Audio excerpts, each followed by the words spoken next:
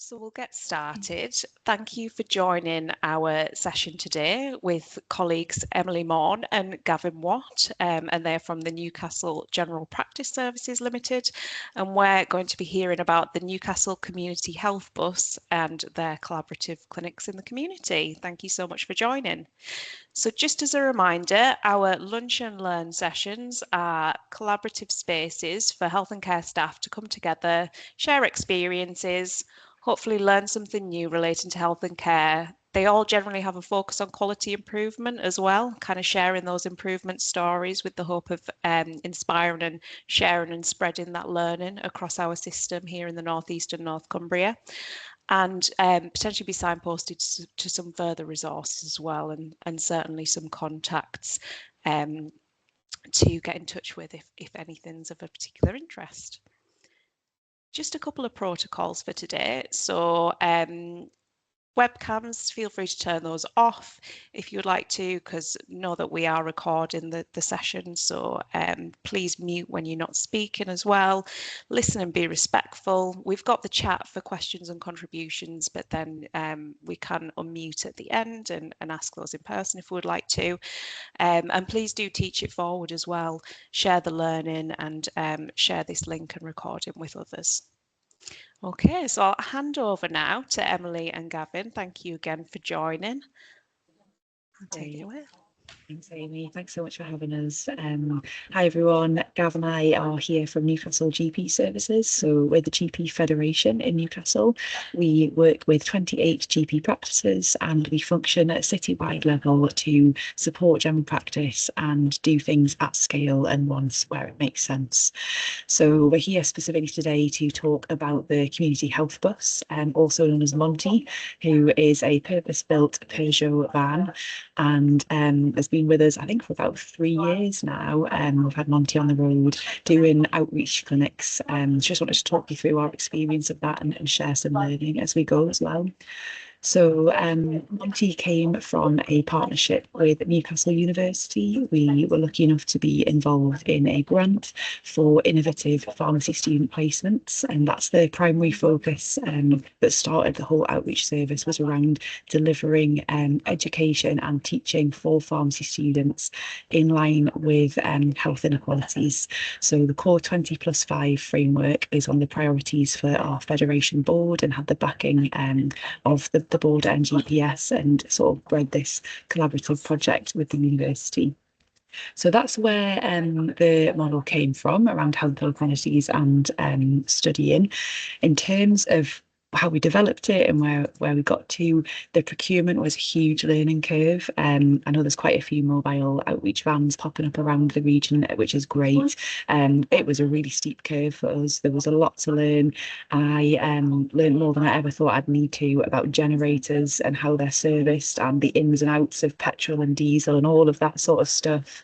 There was quite a lot of learning around procurement timelines. So we had some delays initially. So that's one of the things that if we were going to do it again, we'd set a little bit more time. I know it's not always easy, but we had a few issues with sort of parts being stuck in Italy and things like that as well.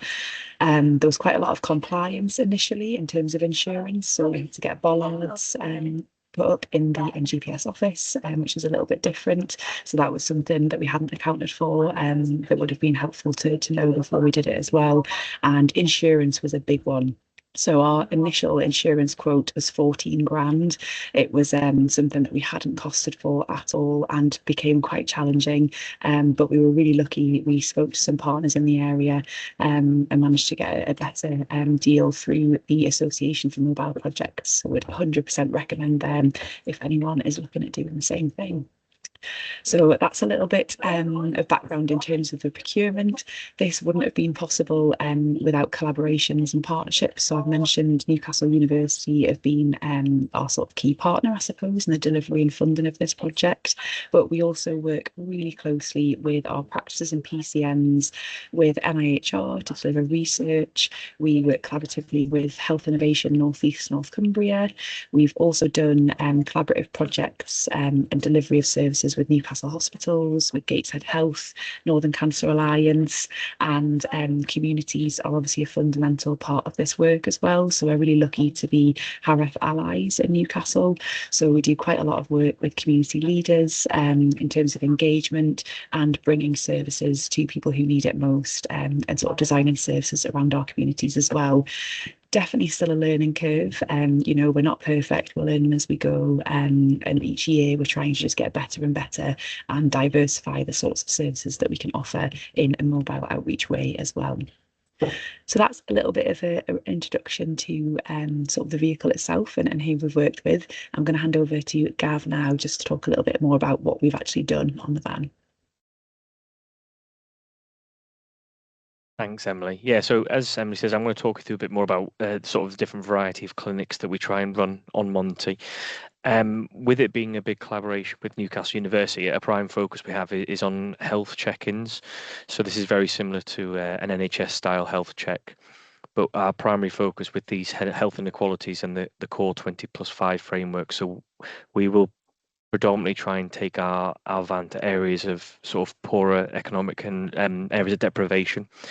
So we will try and target these places of worship. We'll go to schools, we'll go to community centres, we've been to the People's Kitchen, to those who struggle to access healthcare traditionally, or have lots of barriers to accessing healthcare. So we'll have our pharmacy students, fourth year pharmacy students, on with us on the bus for 4 days a week. These health check-ins will involve a blood pressure check, a full cholesterol check. We do a HbA1c, so it's a diabetic screen for somebody who's potentially at higher risk of diabetes. They'll do their height, weight, so BMI calculation. They'll offer lifestyle advice and possible signposting on. And the advantage that we have is because we have such good coverage and connections with our PCNs is that we can then link that back in. The patient can be linked back into their GP in the event that there's a significant health concern that needs to be flagged. We've also done a variety of different vaccinations. So last winter we did nasal flu vaccinations for some of our practices. This winter we've been offering support with practices for COVID vaccines, for flu vaccines. So we reached out to all our practices to say, would any of them like any assistance in helping to deliver their vaccine rollout? And by us being able to take Monty to the practice, we're a self-sufficient clinic. Effectively means that we can deliver their vaccine rollout for them or assist with them and relieve a bit of space inside their practice for them to continue to deal with winter pressures. We've also had some work with Gateshead Health in terms of delivering smear tests on the bus. That's proved challenging, but it's something that we're always keen to do. We've recently done or previously done things with fibre scanning. We've got a good affiliation, like Emily said, with collaboration with NIHR. So they'll often take Monty around the northeast of England and North Cumbria to research. We've also, NGPS ourselves, have got our own research team, and they'll again target specific areas depending on what type of research project they're working on. And then finally, we've also got a very large, one of the largest, if not the largest, social prescribing team in the northeast, and we've used the bus again to assist with patients who would possibly traditionally go down the route of seeing their GP to access certain health services and using the social prescribers instead to relieve a bit of pressure off the GP surgeries. We've also found there's been a lot of sort of learning with us having Monty for the last 2 to 3 years. Ultimately, we are slightly limited by space to a degree. It's bigger than it looks from the photos, but we are limited to those two bedrooms or 2 rooms. We also realised on reflection there were some accessibility issues. So when we purchased Monty, we did have a ramp that would allow wheelchair access. However, actually in practice, that didn't necessarily become as achievable as possible. The ramp was about 16 feet, I understand. It made it actually very difficult for wheelchair access, and we ended up making the difficult decision to actually remove the ramp. So sadly, that's one of our biggest hurdles, that we are not wheelchair friendly. We've also had a lot of challenges with regards to engagement. We are taking these health check-ins to specific areas of the city where there are barriers to health, whether that's education, whether that's transport access. So we found that it's all well and good us taking this bus to the perfect area of the city where we want to try and improve health inequalities, but we've needed to work a lot harder with individuals, with our collaborators. So we work very closely in the West End of Newcastle, worked very closely with the HAREF network to try and better understand those barriers that are in place for whether that's the South Asian communities who do have a higher prevalence and risk of diabetes, and how can we get them more engaged to come and take up these free health checks. The other big thing that we found, which we're learning constantly, is about how we can report and get better measurement on our outcomes. It's all well and good us being able to track that we've managed to do X number of blood pressures in the city or X number of cholesterols, but we actually want to try and take that one further, understand actually what does that equate to in terms of saved cost for the NHS. Actually, have we been able to prevent certain number of risks of diabetes in the future, or certain risk of individuals going onto a statin or have suffering from a cardiovascular event? Like Emily said as well, insurance was a big thing for us, and that's really been a significant help us going through that route that she discussed, try and bring our costs down. And then we've also been working through lots of different financial modelling to try and improve how we can utilise Monty. Recently, we've been trying to look into more commercial health checks. So we did our first rental out on Monty, where a company actually paid for Monty to come to their business and do health checks on their employment staff. And with that becomes different challenges to support every single employer with what they would like to achieve. And that's where we are. We're incredibly agile with what we do. We try and make sure that Monty is available to do as many different things as possible. We were in recent conversations a few weeks ago, months ago, about the possibility of doing more point of care testing on Monty for chronic kidney disease. And therefore we could go into places like the People's Kitchen, and those individuals who are potentially at risk of stage 1, 2, or 3 chronic kidney disease, and how can we catch those things early? And then finally, I guess just to simply say, if anyone was ever interested in understanding a bit more about Monty, if anyone wanted to have a talk through over the phone, discuss hiring Monty, I'm happy for my email address to be passed on after this, Amy. So I think that's it from me, to be honest. Fantastic. Great. Thank you so much. Thanks, Gav. Yeah, that's it. That's it from us. Very happy to take any questions. And like Gav says, I popped our email addresses on there. So if anyone does have any queries or is setting up their own service and wants to talk things through, we're very happy to do that as well. Brilliant. So do we have any questions? Feel free to, we are quite a small group, so you can pop yourself off mute or type something into the chat if you would like to. If there's any thoughts, any queries? Yeah, I was just curious. Sorry, I've dived in, and Tracy's been polite and put her hand up, but I've started, so I'll finish. I was just curious, is this happening anywhere else in the northeast and North Cumbria, or is kind of Newcastle the test pilot, as it were? Yeah, there definitely are others. So I think more and more mobile units are popping up around the northeast North Cumbria. I know we've got colleagues who have a unit in Hartlepool and Stockton. There's one in Sunderland, I think Cumbria, possibly, not totally sure. So there are a couple through various routes of funding, and it seems to be becoming a more and more common thing. Just a really good way of getting services to communities. It's quite hard to do it another way by having a clinical space that's set up for delivery of that. Yeah, thank you. Sorry, Tracy. It's quite all right, not a problem. I was just going to ask, how do you go about promoting or advertising Monty's whereabouts to, the population or whatever community you're serving? I'll take that for you, Emily. Okay. That's been one of our biggest challenges.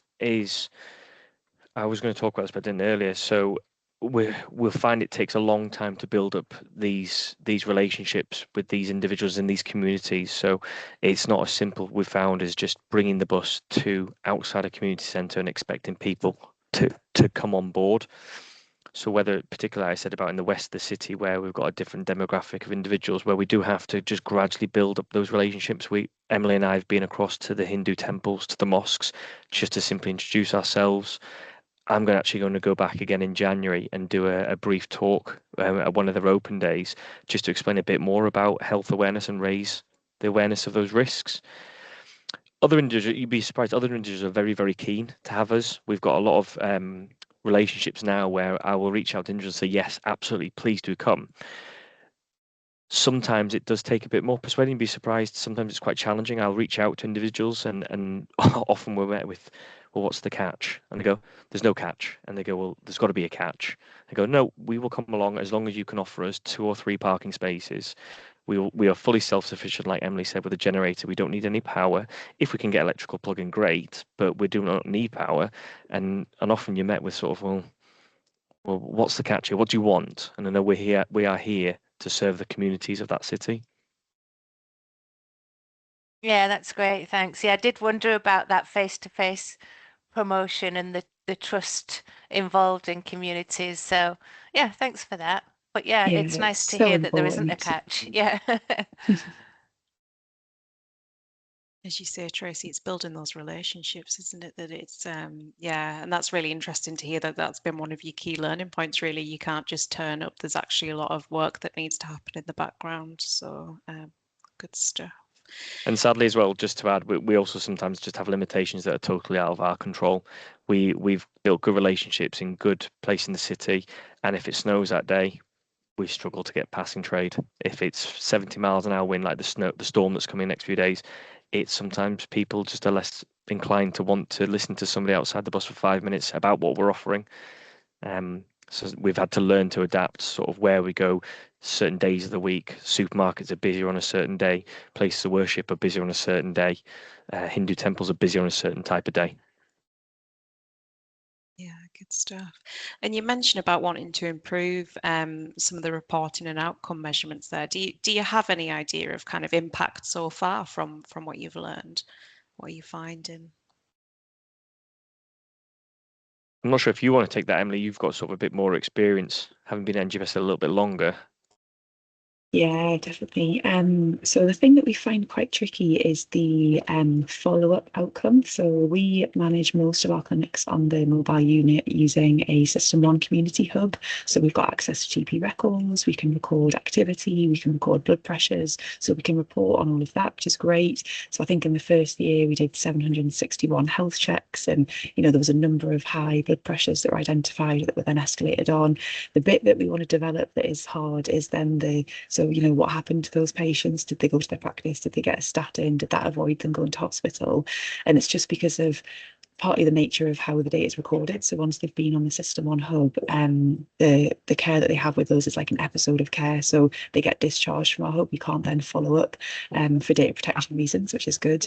But what we then need is to be able to get access to that follow-on sort of journey, I suppose, to be able to complete the picture of what that looks like. So in terms of our focus for improving outcome and data reporting, that's the sort of thing we're looking at. And as Gav's mentioned, around sort of quantifying what that means and what is the value there, and then to help us prioritize where we are focusing this resource, because it's it is finite, and we want to make sure that we are doing things that are high impact for our communities and that we're in the right places offering the right things.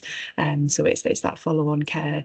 A lot of it is around consent, so we've made some changes recently to try and improve our patient feedback survey to capture firstly their experience of the bus. That's obviously a really good indicator of how we're performing just generally, but also try and bring in would they be happy for us to contact them in 3 months' time to see how they're getting on, or find out if they did go to their GP. So it's quite a big picture that way. But yeah, activity and things is relatively easy to capture. Brilliant, thank you. Any other questions? I can't see anything in the chat. If anybody wants to pop the hand up, I'll come off mute.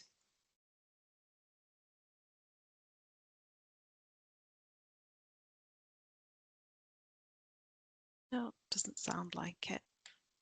Okay, so thank you. Oh, Barbara, you have a question.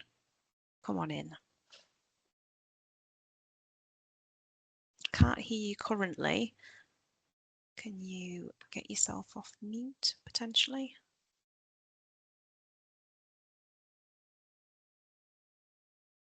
I'll give you a minute to see if that works. Just had a look, unfortunately, I don't seem to be able to do that for you, which is a bit of a shame.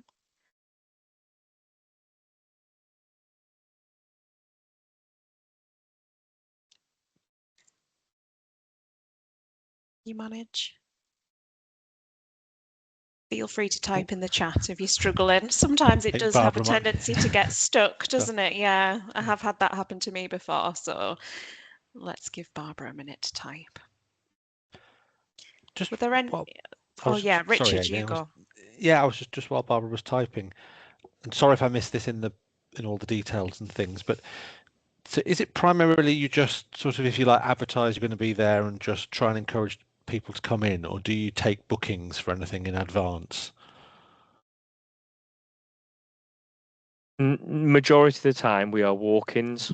Yeah, we have so done that's we have done at times certain sort of booked. So we've done a few recently where it's been booked appointments, and when we go into more commercial health checks, they are booked appointments.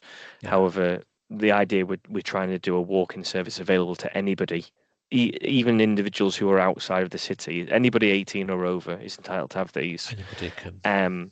And that's where again actually in a frustrating way, a really busy day can sometimes be difficult because we can only see 2 patients at a time. So if there's a queue of 6 people, that queue is possibly an hour and a half long.